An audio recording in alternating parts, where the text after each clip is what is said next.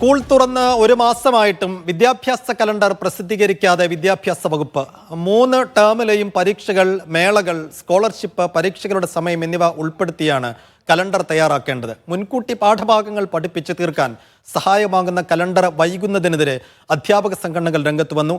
വിദ്യാഭ്യാസ കലണ്ടർ അച്ചടിച്ചു നൽകാത്തത് സർക്കാരിന്റെ പോരായ്മയാണെന്ന് കേരള സ്കൂൾ ടീച്ചേഴ്സ് യൂണിയൻ പ്രതികരിച്ചു.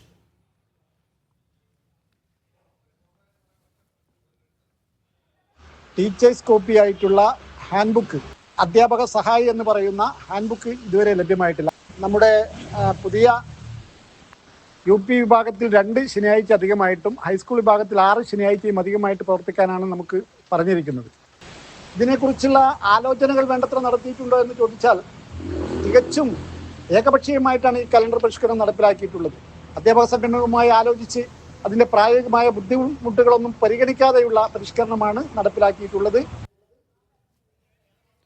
സലാം മുഹമ്മദ് വിശദാംശങ്ങൾ നൽകും. സലാം, സ്കൂൾ തുറന്ന് ഒരു മാസം കഴിഞ്ഞിട്ടും ഈ പരിഷ്കരിച്ച കലണ്ടർ പുറത്തിറക്കാത്തത് അധ്യയനത്തെ ഏതെല്ലാം തരത്തിൽ ബാധിക്കുന്നുണ്ട്? എന്തുകൊണ്ടാണ് ഇത് വൈകുന്നതിന് ഒരു കാരണമായി നിരത്തുന്നത്?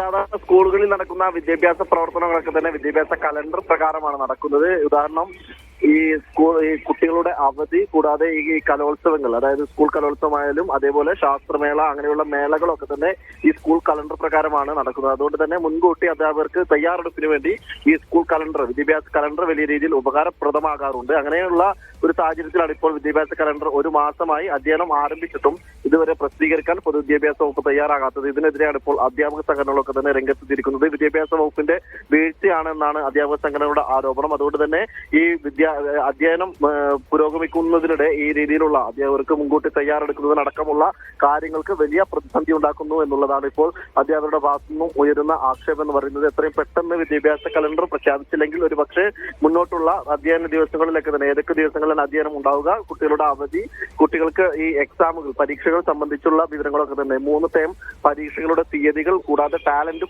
എക്സാമുകളൊക്കെ തന്നെ, അതായത് സ്കോളർഷിപ്പ് പരീക്ഷകളൊക്കെ തന്നെ എങ്ങനെയാണ്, ഏത് സമയത്താണ് അപേക്ഷിക്കേണ്ടത്, എപ്പോഴായിരിക്കും എക്സാം, ഇക്കാര്യങ്ങളൊക്കെ സംബന്ധിച്ചൊരു കൃത്യമായ വിവരം ലഭിക്കുക ഈ വിദ്യാഭ്യാസ കലണ്ടർ അല്ലെങ്കിൽ പ്രസിദ്ധീകരിക്കുമ്പോൾ മാത്രമാണ്. അതുകൊണ്ട് തന്നെ എത്രയും പെട്ടെന്ന് പ്രസിദ്ധീകരിച്ച് ഇതിനൊരു പരിഹാരം കാണണമെന്ന ഒരു ആവശ്യമാണ് ഇപ്പോൾ അധ്യാപക സംഘടനകൾ KSTU, KPST അടക്കമുള്ള പ്രതിപക്ഷ അധ്യാപക സംഘടനകൾ ഉയർത്തുന്നത്.